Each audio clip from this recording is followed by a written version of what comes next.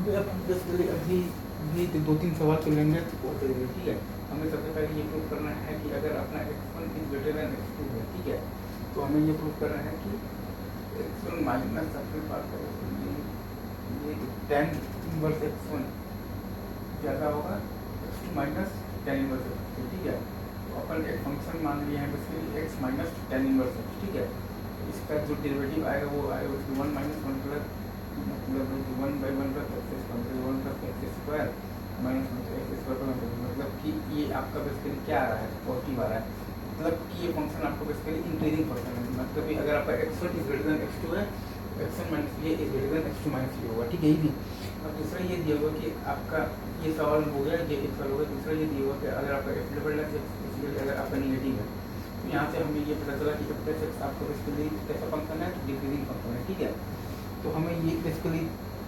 ये निकालना है कि आपका बेसिकली कहाँ कहाँ पर जो gx जो आपका जो फंक्शन है बेसिकली वो अपन ने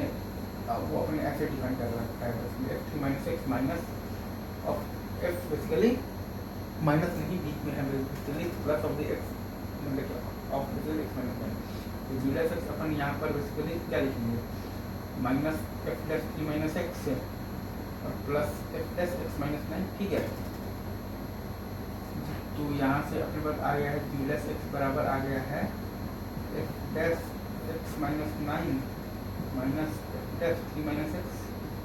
अब इसको अगर हम लोगों को कंपेयर करना है बेसिकली तो इसमें हम लोग ये देखेंगे कि क्योंकि आपका f प्लस एक्स तो डिक्रीजिंग फंक्शन है, तो ये पार्ट आपका जब भी आएगा पॉजिटिव जब आपका ये इससे ज़्यादा होगा, मतलब कि ये इससे आपका बेसिकली कम होगा 3 माइनस एक्स,